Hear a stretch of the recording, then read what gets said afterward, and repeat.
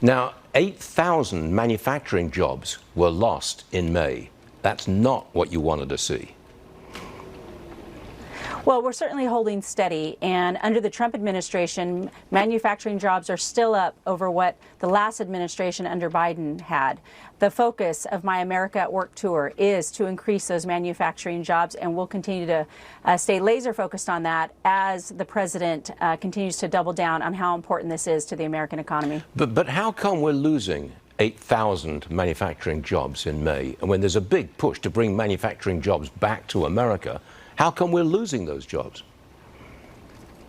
Well, we're certainly holding steady, and as we increase construction jobs, as we increase healthcare jobs, and again, that focus on building those manufacturing plants, it will take some time. The president has done a wonderful job in negotiating the level playing field. As far as the tariff discussions have gone, but those onshoring of those jobs, we're seeing tens of trillions of dollars being reinvested here in the United States. And I'll continue to focus on that skilled workforce as those manufacturing jobs continue to grow. This clip is the perfect distillation of the delusion that Trump officials traffic in. Here you've got Fox's Stuart Varney saying out loud that we are losing manufacturing jobs at exactly the moment the Trump administration is promising a golden age of manufacturing. And the Labor Secretary's response, perplexingly, is, quote, "We're certainly holding steady." Now, look, I'm not a math guy by any stretch of the imagination, but losing 8,000 jobs does not feel like holding steady in that it feels like we're losing 8,000 jobs. You gotta love, too, how she says that manufacturing jobs are still over what the Biden administration had. Yeah, I would hope so. I would hope they'd be above what the administration that left office all the way back in January had. But I'm actually glad she brought that up because I went ahead and checked manufacturing growth since Trump took office. In February of 2025, 10,000 manufacturing jobs were added. In March, 1,000 manufacturing jobs were added. In April, 1,000 manufacturing jobs were lost. And now in May, 8,000 manufacturing jobs were lost. That is a net gain of, and I hope you're sitting down for this, 2,000 manufacturing jobs since Trump took office, during an administration that promises to usher in the golden era. If you've managed only 2,000 manufacturing jobs since the previous administration, perhaps don't go around bragging about how well you're doing relative to that administration, especially when the previous administration added a staggering 775,000 manufacturing jobs. The reality is that the biggest hurdle to manufacturing is quite literally this administration and this president. It's thanks to Trump's own trade war that our economy is shrinking, contracting, the only country in the industrialized world, and that our manufacturing sector in particular is shrinking. Trump decided to launch a trade war against every country on earth, thinking he could bully them to the negotiating table. And yet, here we are, months later, and you know how many official deals we've got? Zero. Literally none. We have the framework of a deal with the UK, a country we have a trade surplus with. So where are all those deals that we've been promised? Are you expecting more trade deals in the near term? Because, Peter, we keep hearing that, India could be next, and the EU is doing this fast tracking. When are we going to have more deals to talk about in terms of tariff deals? Well, the United States Trade Representative building, I don't know if you've ever been over there. It's right across the street. It's a historic building. It played a really important role in the Civil War, but it looks more like a deli now, where you go in and you get your number and you stand in line, and you do that so you can negotiate with Jamison Greer, the USTR, and Howard Lutnick, the Secretary of Commerce. And that's what we're doing. We've got a formula and a template. We go through 5 different verticals to make sure the American people are protected. And we will have deals. It takes time. Usually it takes months and years. In this administration, it's going to take more like days. We're on task and on target.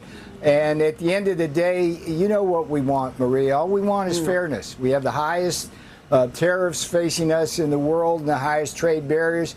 It's not a China problem. It's a world problem. And we're going to fix it because that's what President Trump does. Navarro says usually it takes months and years. In this administration, it's going to take days. Okay, well, Trump announced 90 deals in 90 days back in April. It's now June. I think we're out of the days category and into the months category. But hey, I'm sure we're going to get those deals any day now. In fact, this administration probably has so many deals coming their way that they don't even need to remind other countries that that 90-day deadline is fast approaching. Reuters was reporting that there is a letter that is meant to be sent to other countries, which would give these countries a deadline of Wednesday to produce their best offer on the trade matter. Why does the administration feel the need to send this letter? And I have one more follow-up on trade. Sure, I can confirm the merits in the content of the letter. USTR sent this letter to all of our trading partners just to give them a friendly reminder that the deadline is coming up. And they are in talks. Ambassador Greer, Secretary Bessent, Secretary Lutnick are in talks with many of our key trading partners around the globe. As you know, Brian, I know the Wall Street Journal has covered this quite heavily. And they continue to be engaged in those discussions. And this letter was simply to remind these countries that the deadline is approaching and the president expects good deals, and we are on track for that, I will emphasize. Yes, that's right. Countries are just falling over themselves to get to the negotiating table, but also, here's a letter reminding you that the deal that you are so desperate to strike is going to be due in a few days. I know you really want that deal, but also haven't sent over anything, and so just a teensy little reminder to do the thing that you apparently can't wait to do. Am I getting that right? The saddest part of all of this is that all this administration had to do was coast off the success of their predecessor. Again, Biden delivered a manufacturing boom. 775,000 jobs in 4 years is unprecedented in modern U.S. history. According to Fred, total manufacturing construction spending topped $234 billion. All Trump had to do was literally nothing. But he decided to come in like a tough guy, bully the whole world, and then expect everyone to fall in line. What he didn't expect was that literally no one would fall in line. But hey, art of the deal, am I right? But let's be honest about what Trump's real strategy is here. This isn't about actually delivering results. It's about creating a narrative that sounds good to his base while the economy suffers the consequences. Trump continues to promise that his tariff regime is going to usher in a new golden age for American workers with an explosion of high-paying manufacturing jobs, but more expensive imports guarantee the supposed manufacturing renaissance will never arrive. And lo and behold, it's not. And yet here we are again, watching manufacturing contract while Trump gives speeches about golden ages. This is what happens when you elect someone who confuses slogans with strategy. Make America great again and golden age sound great on a hat, but they're not economic policies. They are marketing gimmicks designed to distract everyone from the fact that Trump has no idea how to actually improve manufacturing competitiveness in a global economy. Again, the tragic part is that we had a path forward. Biden's approach, investing in infrastructure, semiconductor manufacturing through the CHIPS Act, clean energy production through the Inflation Reduction Act, all of that was actually working. It was delivering real results. But Trump wants to repeal all of that solely because he doesn't like that Biden's successes eclipsed his, and his priority is protecting not the U.S. economy, but his own fragile ego. The bottom line is this: Trump has now had 2 opportunities to deliver on manufacturing. His first term saw nearly 1,800 factories disappear, and his second term is off to an even worse start, with manufacturing contracting for multiple months in a row.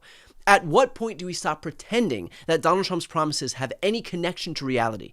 American workers deserve better than empty slogans and failed policies. They deserve leaders who understand that global competitiveness comes from innovation, investment, and smart policy, not from trade wars that make American manufacturers less competitive and American consumers poorer.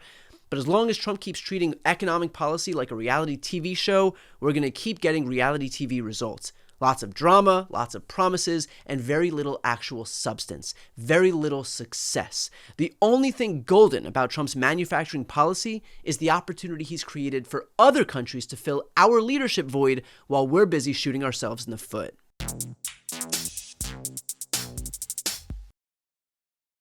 Before you go, if you enjoyed this content and you want to see more and support independent media, please subscribe to this channel. The subscribe button will be right here on the screen. But second, the reality is that we are now in a political environment where this administration can lean on any of the social media platforms to suppress certain voices if they don't like critical coverage. That means my longevity here is in the hands of a few tech billionaires who are already making it clear that they are willing to cater to this administration.